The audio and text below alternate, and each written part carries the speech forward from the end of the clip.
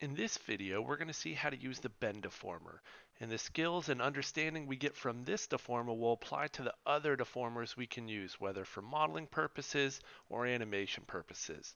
All right, so let's get started.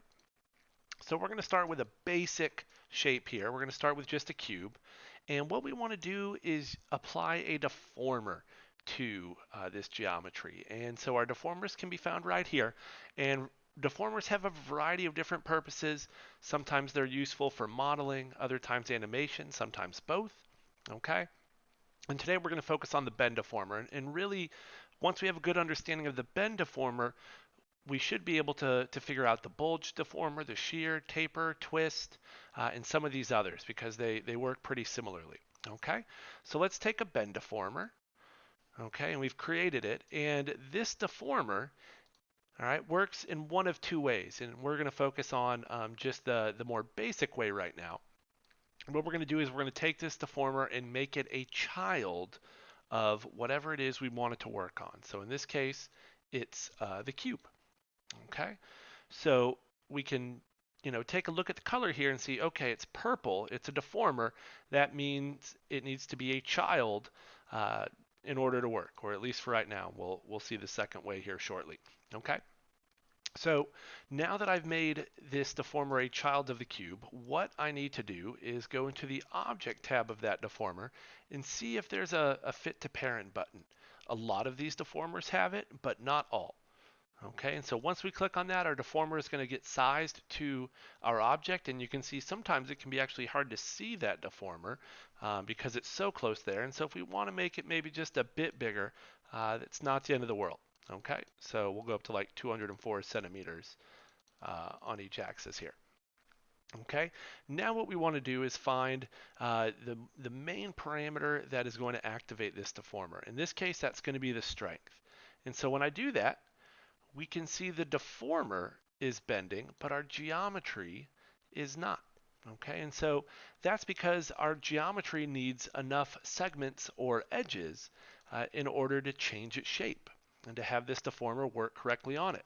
So I turned on my lines here, and we can see that there are no additional segments or edges in this shape. And so what I want to do is just turn up segments on the y-axis, and as I do that, you'll see that this cube starts to curve more and more.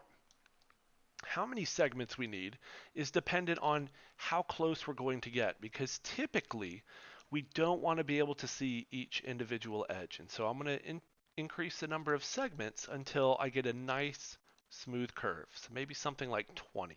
Okay, and sometimes it can be easier to go back to just a regular shading mode to see how that looks and see if we can see the individual edges. And if I think I still can, then I'll come back to the cube and increase the segments just a bit more. Maybe we'll go up to 30. Okay.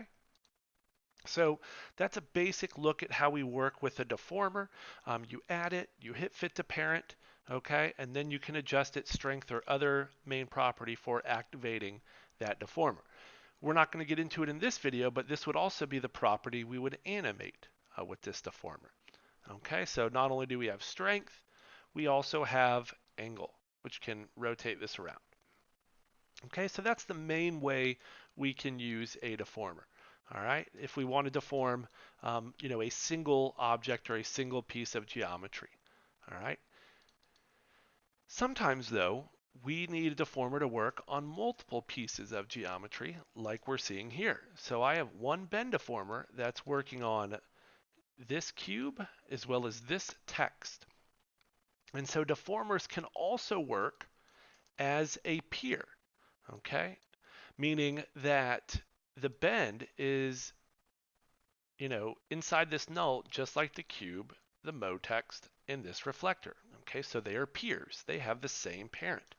And so this bend deformer will work on everything that is inside that null, okay? And so this can be useful if we have multiple pieces of geometry or multiple objects we want a deformer to work on.